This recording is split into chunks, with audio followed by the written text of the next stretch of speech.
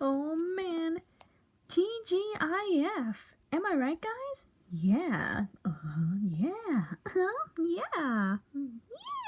Yeah. Oh yeah. You got it, mate. I can't believe that it's finally the weekend. Same here. I've been hyped for this time of the week. Weekends are the best. Oh yeah. And this is the perfect time to gather around the campfire. Even telling scary stories around it. Yeah. Speaking of which, who's gonna go tonight? I will. The weekends are supposed to be the time to get some rest and relaxation, especially when someone who's been tuckered out after working for a whole long week. But one particular Friday is known as the worst day to start a weekend. If you're lucky, you would be thankful to not come across a strange, murderous madman.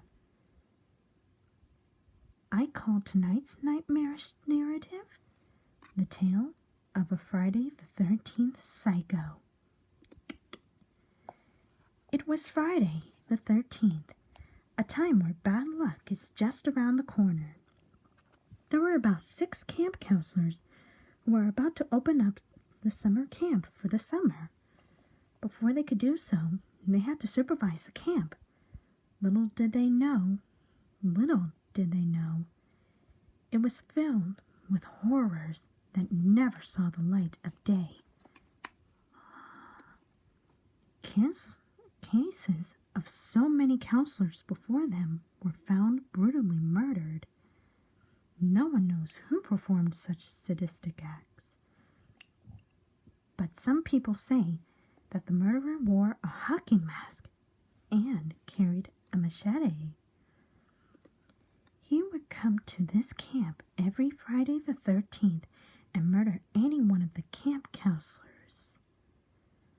On this Friday the 13th, new counselors decided to clean up and prepare the camp before the young campers could arrive at the beginning of summer. The first counselor was painting the boardwalk to make it brighter and nice for the lake, but she saw someone who was wearing a hockey mask in the water.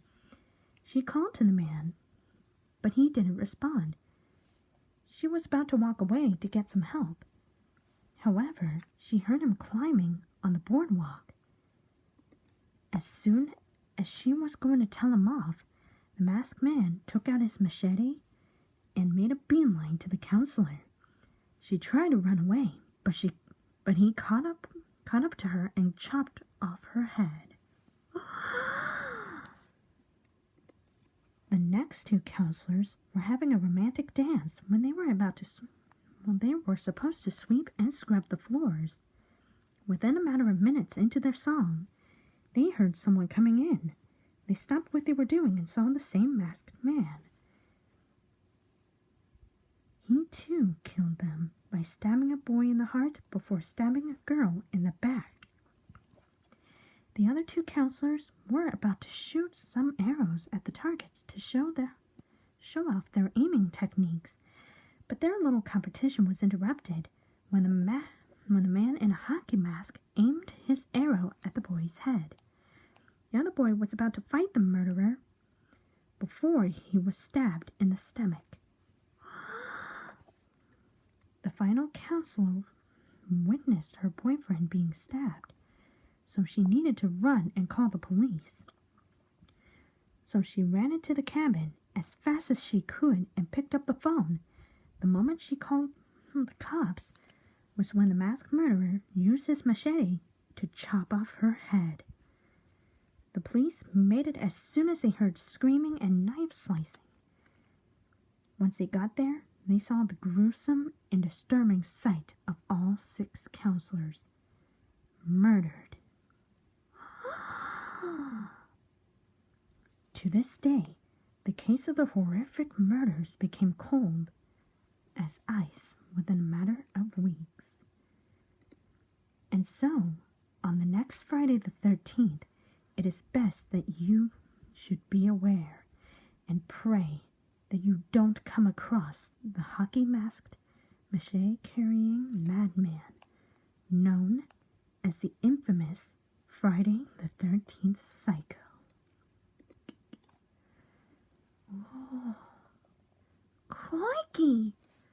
That was spooky, Blaze. Oh, I like it. Yeah, nice work, babes.